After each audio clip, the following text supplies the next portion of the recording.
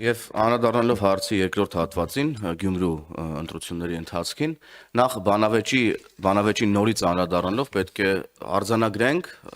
որ ես հույս ունեմ, որ գյումրեցիները կելնեն այո հենց բանավեճի ընթացքում հնչած տեքստերից մեր կուսակցության ներկայացուցիչ Սարգ Մինասյանի ծրագրային այն դրույթներից, որոնք ներկայացրել է Գյումրեցու ապագան ավելի լավը դարձնելու համար։ Ինչ վերաբերում է հայտարարություններին, եթե դրանցում կան որևէ դրվագներ, որոնք իրավապահ մարմինների ուշադրությանն արժանի են, ապա վստահ եմ, որ դրանք կարժանանան իրավապահ մարմինների ուշադրության, ինչպես բոլոր դեպքերում է լինում, եւ ես այստեղ ինչ որ դավադրությունների տեսությունների դաշտ չեմ ուզի գնալ։ Ինչ վերաբերում է ընտրակաշառքների վերաբերյալ, ուրեմն տեղի ունեցող իրադարձություններին, նաև ձեր կողմից նշված անանուն ձայնագրության մասին, ես պետք է վստահ արձանագրեմ, որ հնարավոր չէ Հայաստանի Հանրապետությունում իրականացնել նման գործողություններ իրավապահ մարմինների կողմից առանց փաստերի։ Այդ փաստի մի մասը որպես այդպիսին այո հրապարակվել է հակակոռուպցիոն կոմիտեի կողմից, եթե ես ճիշտ եմ, եւ ուրեմն բայց ես վստահ եմ, քանի որ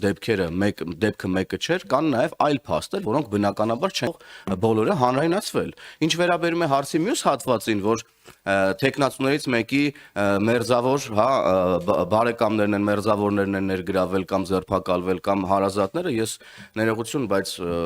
իրավական գործընթացներում տարանջատում չկա ըստ հարազատների, բարեկամների, մերձավորների եւ ընկերների, եւ հետեւաբար Հայաստանի Հանրապետությունում 2018 թվականից ընտրակաշառքի ինստիտուտը հիմնովին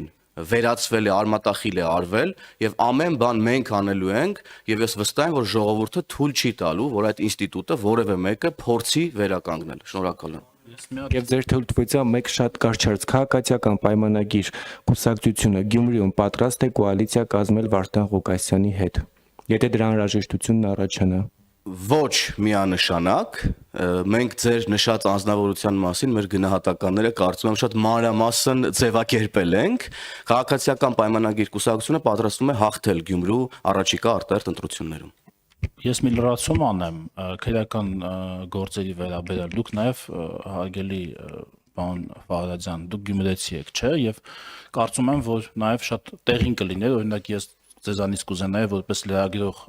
հավելյալ երրորդ կողմի տեղեկություն ստանալ այն փաստի մասին, թե բաժանվել են ընտրակաշառքներ, թե ոչ, ինչքան է բաժանվել, ում կողմից է բաժանվել, որտեղ է բաժանվել, ինչ ծավալի, օրինակ, եթե նման լրագրողական հետաքննություն լիներ, ես որպես падգամավոր մեծ հետաքրքրությամբ այն կընթերցեի եւ դա կլիներ ինձ համար հավելյալ աղբյուր